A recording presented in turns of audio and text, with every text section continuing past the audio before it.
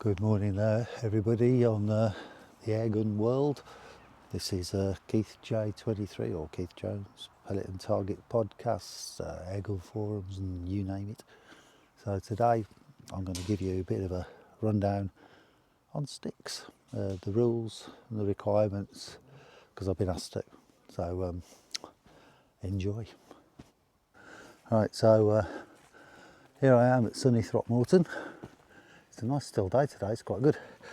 So the intention today is to give you, like I said, some ideas about sticks. So first of all, there's three types of sticks that are recognised. All this is going to be about UKA HFT.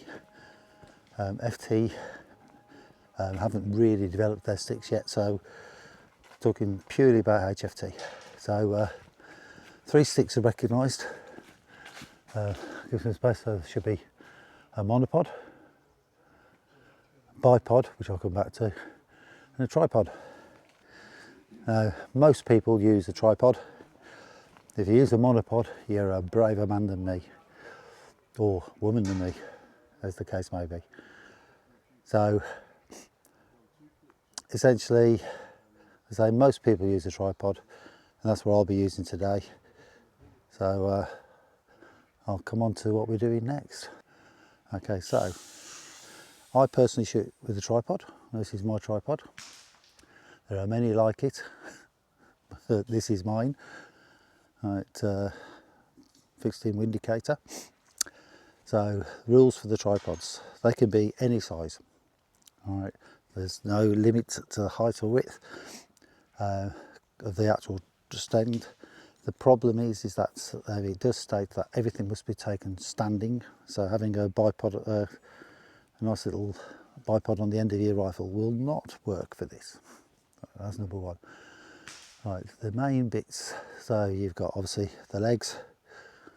I've got attached that myself. It's my pellet tin and also my idiot's guide.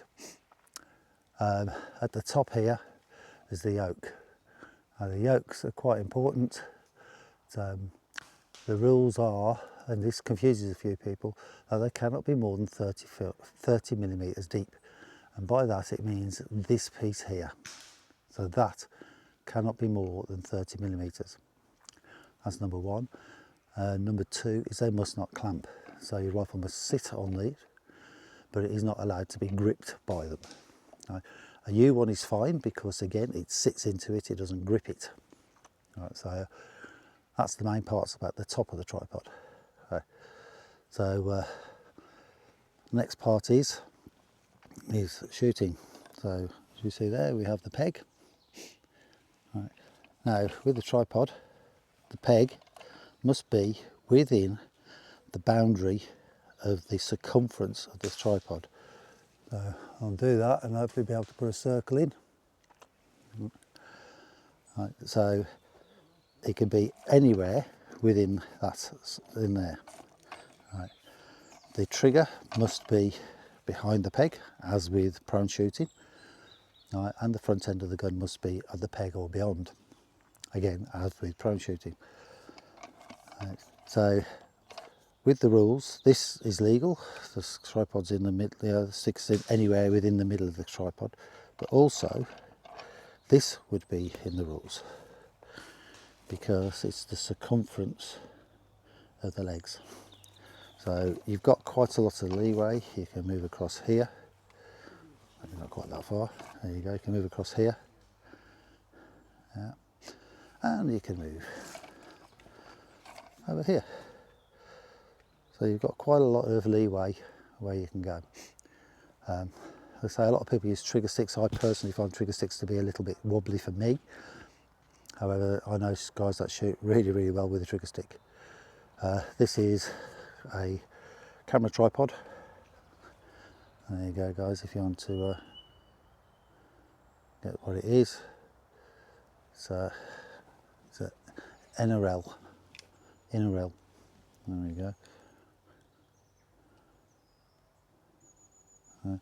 35 millimeter, I think. It says on here somewhere, yeah. 32 millimeter, the fat legs, and this is solid as a rock, it's not going anywhere. There's people that use the bogs, which are massive. Right, so I'm going to do a bit of practicing and I'll do some bits and pieces while I'm walking around.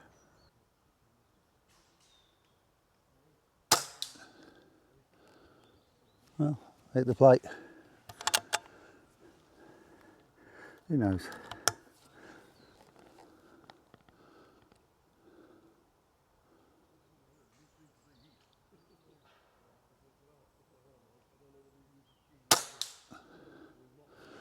Looks like I'm still low. It's further out than I thought.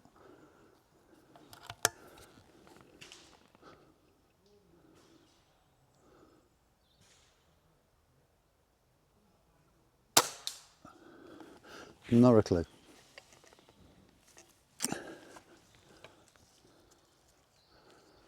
Wait till I check that. Now, most sticks can adjust. Mine has a centre yoke that comes up and down. Obviously, trigger sticks will lift up and down. Again, no limits to this.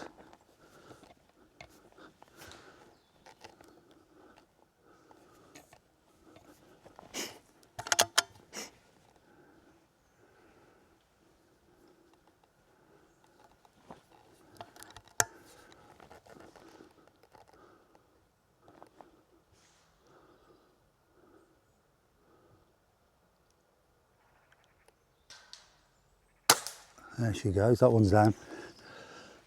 About 25 yards though, fairly straightforward. Okay, so this is peg 4, and this is, you can see there, a supported kneeling. Right, so that would be the support, that tree. Now obviously on sticks, we're not going to be able to do that. So what the rule is that you set the stick up, right, because every shot must be fired from the sticks. Just dropping it down. So every shot must be fired from the sticks. So what the rule is that you can have 150 centimetres from the support to the centre of your sticks. All right, now 150 centimetres is roughly just over 4 foot. All right, well, nearly 5 foot there. So it gives you quite a lot of variance. So I am pretty much within the bounds there. There's my sticks there. And I could go the same distance over the other side. Now, I can't actually find the string. There's a string. Let's see where my target is.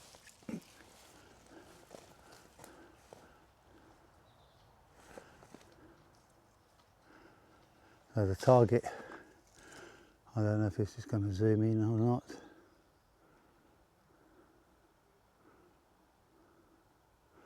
The target is through these 2 trees here and in the gap there. Right, I won't record that because you can't really see it with the GoPro. Right, so where I'm stood here is actually, I've got a tree right in the way. So I can move in here, where still doesn't really help me.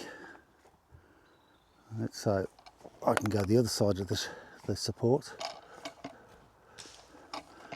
Now here I can see the target, whether you can or not I don't know, but it's sort of there. Yeah. And I can go up to 4 foot, which again doesn't help me because there's a tree in the way. So as it happens, at this height I'm here. Now remembering, trigger has to be behind the peg. Right, I'm within 4 foot of the target of a standing supported. Now what quite a lot of people do, and I do this,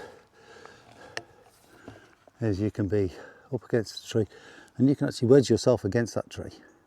That's absolutely fine, and I do that as well. Right. So anything from the edge of the tree outwards, but it must be on the sticks and you must be using the sticks at all times.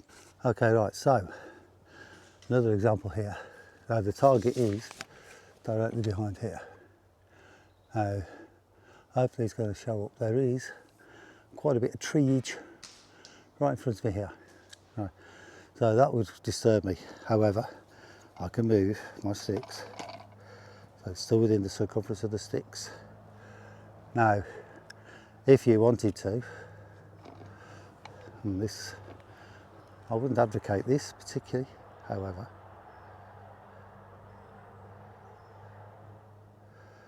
if you have got really wide stance sticks, like these go out massively, and my top comes up here. Now, if I was a bit shorter, that would be perfect, and I could actually move my sticks again, so it's in the circumference of the sticks. I can move my sticks about what, 3 foot left or right. So just one to bear in mind, but you probably need to be a bit shorter. Right, now here's a handy hint. Right, now what a lot of stick shooters do is they put the sticks down and they put the sticks at the peg. Now, some people use one leg forward, I use two. Right. And to be honest, I'm probably in the rarity. Right. But so you put your sticks here, put your sticks at the peg, take your shot. Now if you look here, and I look at my stick, and from the peg, which is here, and where the top of my stick is, I'm losing about 18 inches there. Right, so put your sticks over the peg.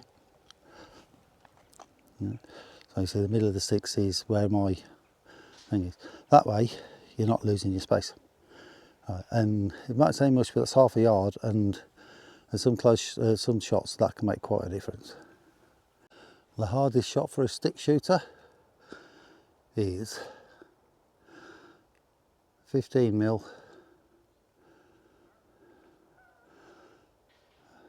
which hopefully people can see. I'm trying to figure out where it is on the screen now. Not that one over there, forget that. Right. So it's a 15mm at 20-ish yards. It's a horrible shot. It's just sort of right there. Now, I'll see if I can video it, because you never know, I might get it.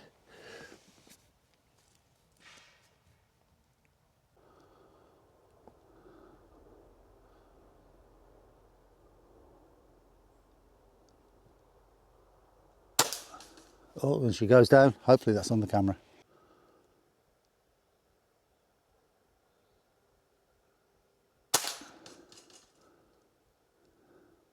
Got him. Right, as we can see here, it's a very, very still day today, so you're not getting buffeted about by the wind, which does happen quite a lot. But, I found that on sticks, one of the problems you have is that you're up in the wind when the wind's hitting you, as well as your gun, whereas prone shooters, they're down on the floor, and the ground effect wind tends to roll over the top of them. So wind definitely affects sticks far more than it does off the ground. But all fun of the fair. Another rule I forgot to mention is that you can only load your rifle when it's up. If you're a break barrel, you can break it, load it, and then put it back up. With a PCP like this, it must be loaded whilst on the sticks. If you have to remove your gun from the sticks, then you should discharge your gun. For example, if you need to move your sticks along, if you're just doing little adjustments like this, it's fine. But if I had to move my sticks, say a foot to the left or the right, or the other way around, then you must discharge the gun. Eagle-eyed amongst you might notice that there's no turrets on my caps at the moment. That's because I'm using different pellets, new pellets, and I'm just zeroing the gun in. So unsupported kneeler here, so again has to be standing, and it has to be off the sticks.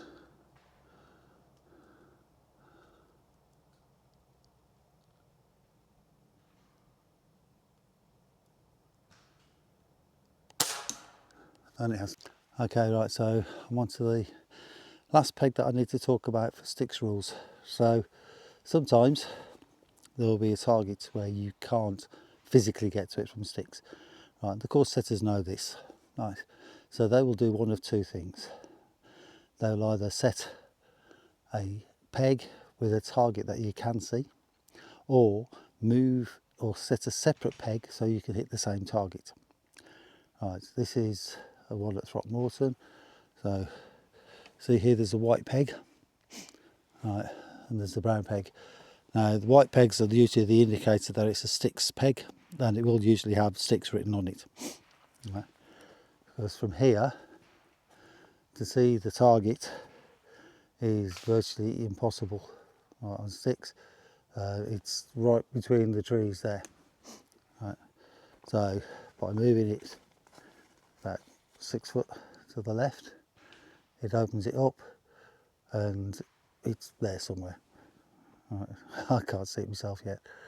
Right, so yeah, so that's the last rule. They will do that, the course setters will do that, because what they do, they stand at a target. There's some that they'll have in little tunnels and stuff so that you can only hit it prone, and what they'll do, they'll put a second target out at the same distance, a similar target, right, and put a second peg beside it saying sticks only. Right, and so yeah, so that's the last one. So next thing really is a cup of tea. Okay, so that's that really. Hopefully that's going to give some people a bit of insight into using the sticks. So please like and subscribe to our Pellet and Target podcast. Yeah, like I say, time for a brew. Always a good thing to have a nice brew after a good shoot. So all I've got to say is this is Keith Jones, Keith J23, whichever you want to call me. Pellet and Target podcast, Airgun Forums, news at 10, saying bye.